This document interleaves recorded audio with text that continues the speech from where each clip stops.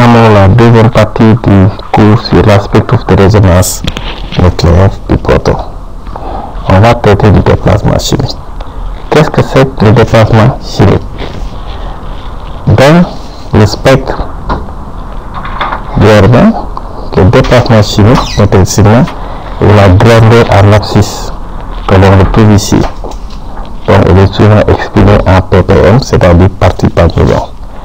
On l'appelle le noté delta et donne la différence entre la fréquence de résonance du noyau étudié, ici on a 3, et bien sûr celle de référence. Ici par exemple on a utilisé le terme S. En effet, si μH et μR sont les fréquences de résonance du proton, on peut exprimer μH et μR en fonction de H0.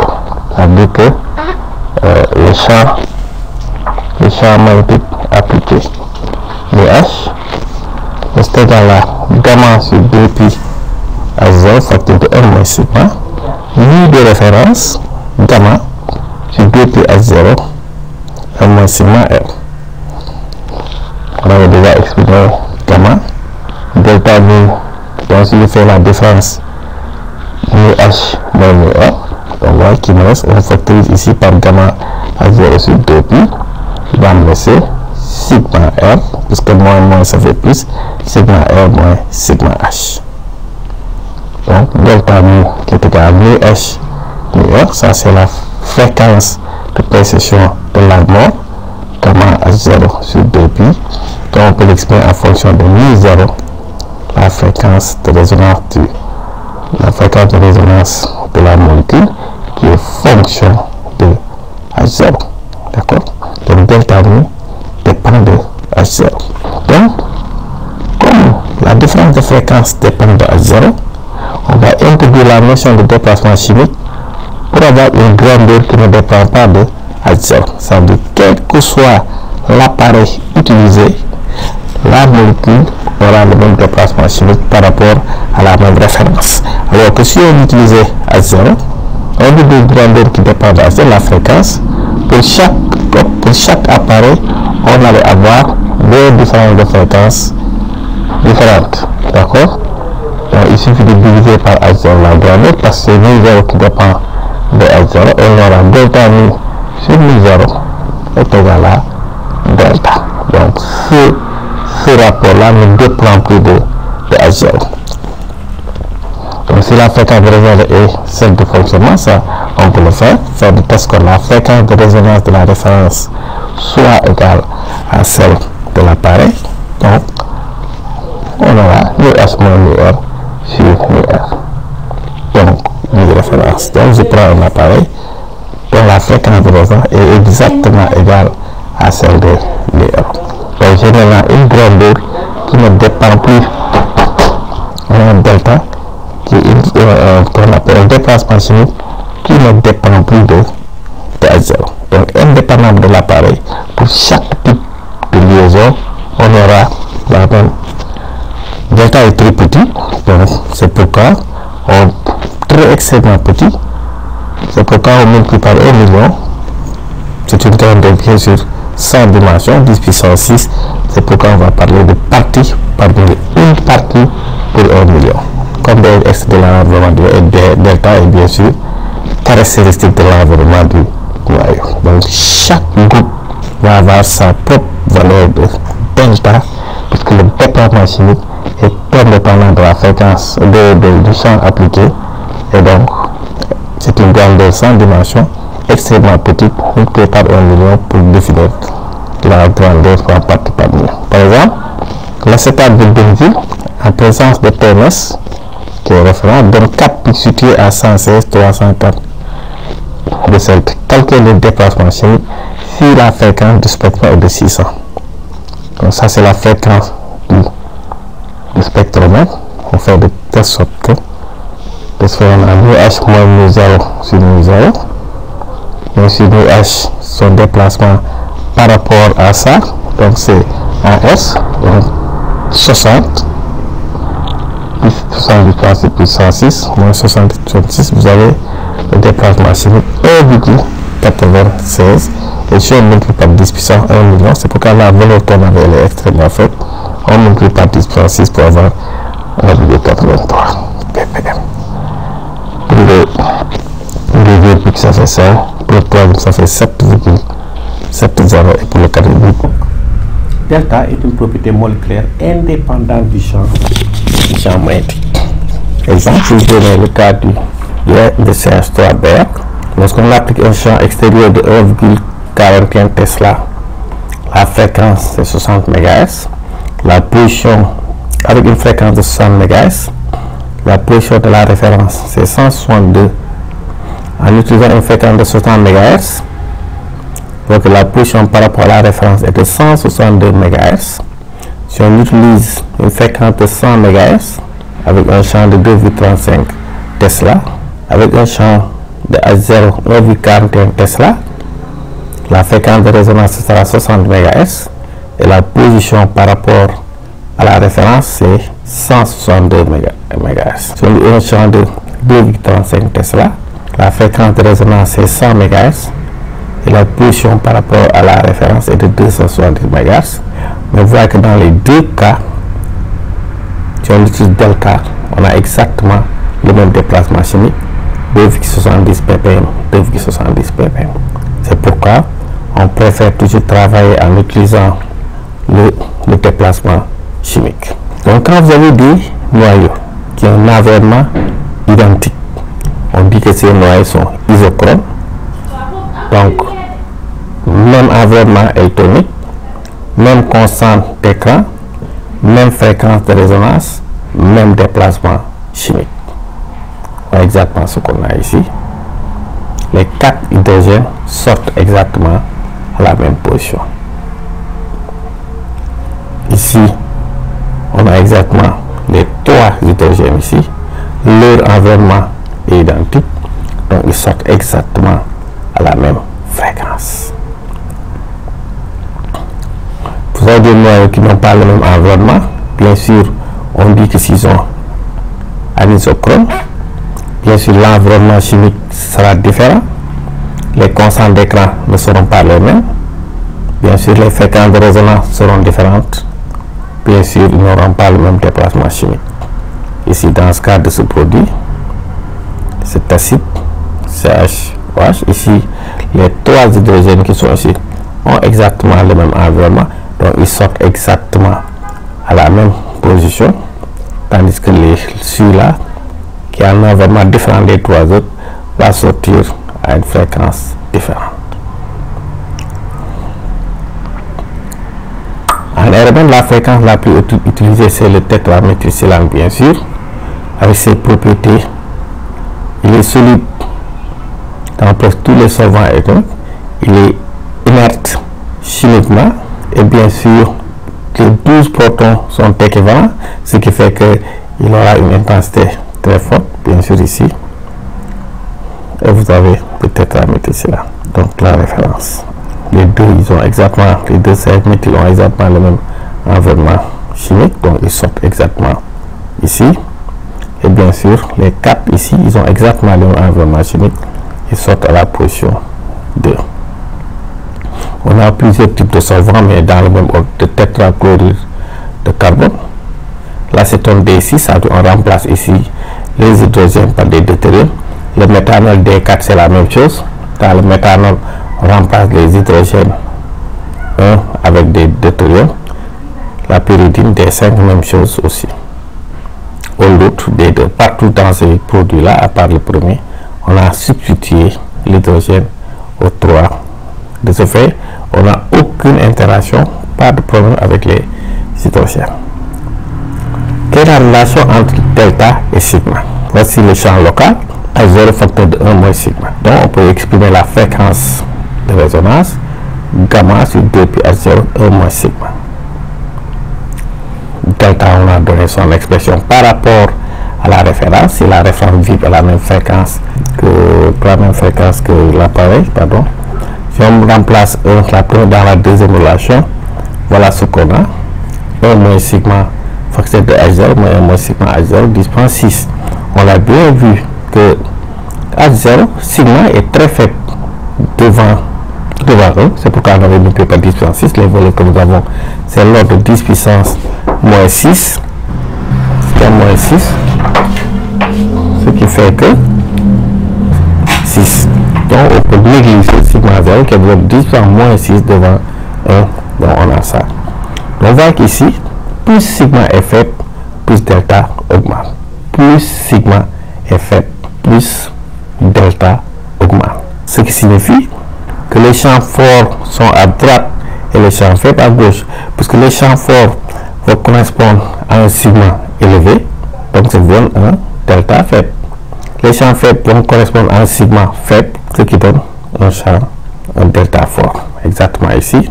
Donc les champs forts, c'est pourquoi on dit un blindage fort, l'environnement est fort, donc un sigma élevé va entraîner un delta, un déplacement chimique faible.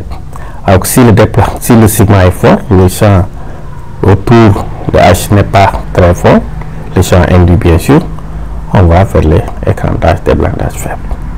Donc sigma, le déplacement chimique, décroît de la droite vers la gauche. Exemple, le spectre du méthanol montre deux pics. Le déplacement chimique des protons d'HF vaut 2,20. Celui de CH 9,4. Quelle est la différence des champs magnétiques locaux entre les deux sites de la molécule si on a appliqué un champ magnétique égal à 1,5 test. Delta sigma 1 pour CH3, delta sigma 2 pour CHO. Donc la relation ici H1 c'est 1 moins sigma H0, H2 1 moins sigma 2 H0. Donc delta sigma 1 moins 2 sigma 2 donne sigma 2 moins sigma 1 puissance 3. Donc ici, voici la différence entre les deux champs, sigma 1 moins sigma 2 H0. Donc delta H, voilà exactement la valeur. Delta sigma 2 moins delta sigma 1 H0. Et vous avez ici 11,3 micro-Tesla. 11,3 c'est la différence entre les différences de champs magnétiques local entre les deux sites. Couplage spin-spin. Le champ local dépend de l'environnement électronique, on l'a déjà dit, c'est-à-dire de sa constante d'écran sigma. Pour un noyau, le champ local est influencé par plusieurs facteurs tels que le spin des autres noyaux de la molécule, l'orientation de ces spins, le couplage spin-spin du noyau atomique avec son spin nucléaire est nul. Donc il n'y a pas de couplage entre deux noyaux atomiques ayant avec un spin nucléaire non nul. Ça se fait à travers les liaisons chimiques. Donc le couplage se fait à travers les liaisons chimiques. Ce couplage spin-spin, l'influence d'un spin sur un autre spin, c'est en toujours deux noyaux atomiques avec des spins nucléaires. Et ce couplage, comme on l'a déjà dit, passe à travers les liaisons chimiques. Donc si HA est le proton étudié, donc résonant, HB un proton voisin. Le champ local voisin de HA est influencé par les deux spins de HB, plus 1,5 et moins 1,5, qui sont deux possibilités. De ce fait, on aura, donc bien sûr, le spin favorise le champ, c'est part de local, le champ local sera renforcé, alors que le sigma 1,5 va déblinder le champ local, ce qui fait que on aura deux états de spin de même probabilité, donc deux contributions paramétriques et qui ont le même effet sur A. Même effet sur A. Donc les deux sont exactement la même probabilité, le spin plus 1,5 et le spin moins 1,5. De ce fait, le signal de A, puisqu'on a deux effets, on aura bien sûr un dédoublement de A, de HA, pardon. Le signal M sort sous forme de doublé, on a interaction entre noyaux appelé couplage spin-spin. Et ça passe par les électrodes de liaison. Donc normalement, s'il n'y avait pas un H voisin, ici on devait avoir le pic, mais l'influence de B, que on a un dédoublement du pic, et voilà ce qu'on obtient. On obtient le pic bleu et le pic vert. Si on avait un deuxième proton de A, donc la proton C, isocorde de B, un effet identique se propose. Mais ici, les deux champs locaux induits précédents subissent l'effet de deux spins B et C avec trois combinaisons implicites, donc on aura 3 pics. Bien sûr, ici c'est exactement la même chose. Spin 1,5 plus 1,5 plus 1,5 1,5.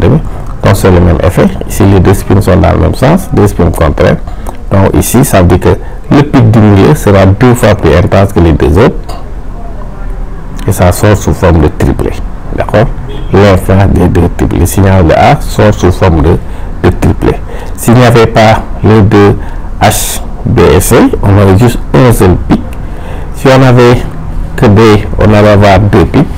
Mais comme on a 2 protons, on aura 3 pics. Bien sûr, et on peut continuer ainsi. Si A est couplé avec n protons équivalents voisins, le signal sous forme de multiplets, si on veut, n plus une raie.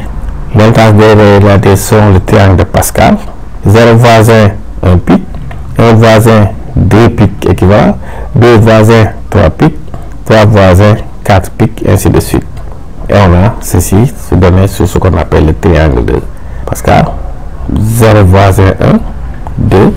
Le pic, ici on a 3 pics. Le pic du milieu est 2 fois plus intense que les 2 autres. Ici, 3, ainsi de suite, ça continue jusqu'à autant que l'on veut. Un exemple ici, on a en réalité 3 types de protons. CH3 en bleu, qu'un proton au voisinage, donc ça sort en bleu, d'accord. Ici les verts, pour ce vert là, on a 2 protons à côté, sous forme de triplet. Et ici bien sûr les roses ici, ils ont 3 électrons voisins, et bien sûr vous avez, ça sort en 4 triplets. Encore dans le tableau suivant, CH3, CH2, CH, on remplit le tableau. Groupe de protons équivalent, nombre de voisins, multiplicité. Donc on a fait d'un seul coup. Pour le CH3 ici, on a 2 protons voisins, ils sortent avec un triplet. Pour le vert, ici on a combien? 3 ici et 2 là. On a 5 protons à son voisin, donc on aura 6 triplets. Pour le CH2, on a combien?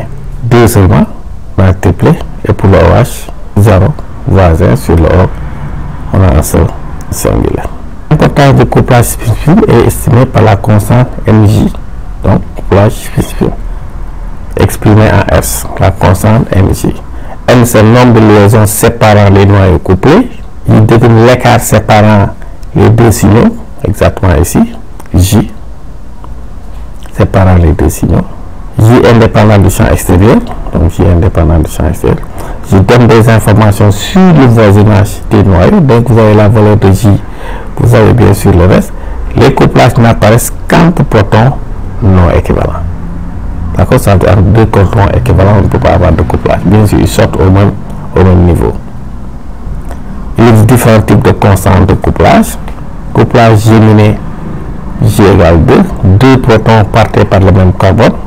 Ici, couplage géminal,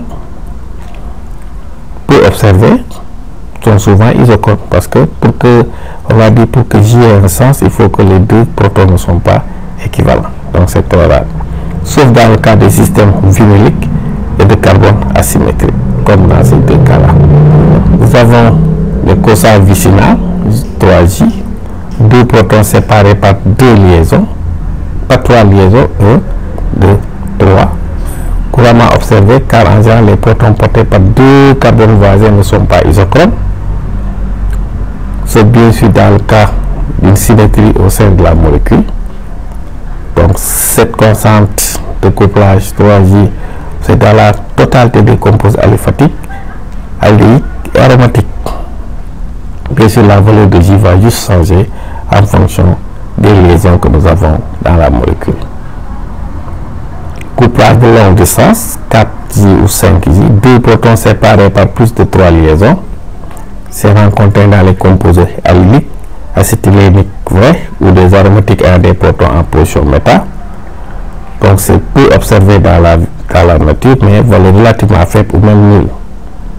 Ici dans ce cas, ici, dans le cas de ces types de liaisons, 1, 2, 3, 4. On a 4 ici. 1, 2, 3, 4. 1, 2, 3, 4, 5. D'accord. La courbe d'intégration, la surface d'un signal est proportionnelle au nombre de protons. La surface du signal. Ce n'est pas nécessairement l'intensité. Mais l'intégral permet de mesurer la surface des signaux, obtenir des paliers. Donc, je mets ça, on obtient des paliers. Une série de paliers. Tac. On a ici pour chaque palier. rapport de hauteur entre deux paliers est égal au rapport des nombres de protons impliqués dans chaque groupe. Par exemple ici, parasylène. Ici, si vous regardez, on a 22. Il y a 4 H, 22 mm. Bon, je pense que ça continue. Ici, vous avez 6 H, 33 mm. Donc 22 sur 33, ça fait 2 tiers. 4 sur 6, ça fait 2 tiers. Donc, vous donne le rapport des paliers est égal au rapport du nombre de protons impliqués. Sauf ce qu'on obtient ici aussi. 1, 2, 3 paliers. Vous voyez ici, on a un proton. Ici, on a 2 protons. Ici, on a 9 protons. Donc, ce sont les courbes d'intégration en fonction des surfaces. Même chose ici, on obtient ici la même chose avec le nombre de paliers. Delta, on l'a dit, le déplacement est fonction de l'environnement électronique du noyau. On avait dit tout ce qui modifie cet environnement va modifier bien sûr la valeur de delta.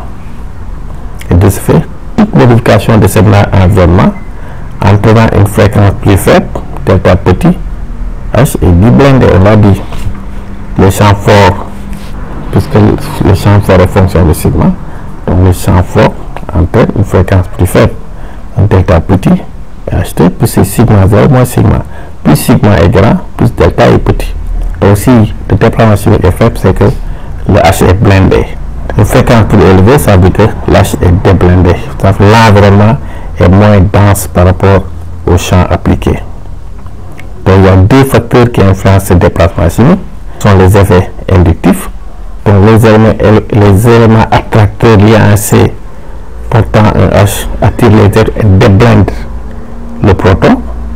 Donc le delta est plus petit. Vous voyez ici, électronégativité en fonction de, par exemple, de CH, CH3H, CH3I, CH3B, CH3Cl, F. Donc vous voyez que les halogénures ou bien les halogènes sont très attractifs. Donc ils vont déblinder bien sûr l'hydrogène et de ce fait le delta va augmenter progressivement ou diminuer suivant qu'on a. Donc il y a aussi les effets mésomères. Les groupes mésomères attracteurs réduisent la densité électronique autour du proton résonant, ce qui entraîne un delta qui augmente. Exactement la même chose ici. Groupement attracteur, si H529, 611, ça sera 611, ici à 652, et vous voyez ici l'effet attracteur de haut.